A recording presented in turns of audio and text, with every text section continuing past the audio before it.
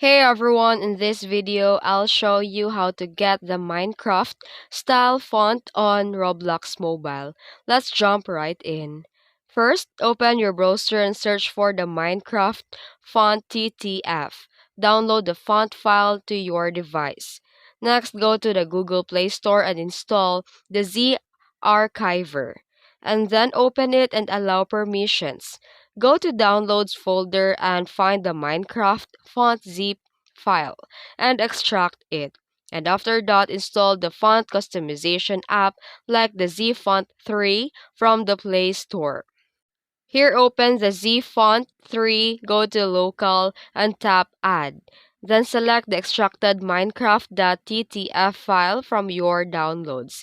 Tap Apply and choose your Android version and follow the on-screen instruction to build and apply the font.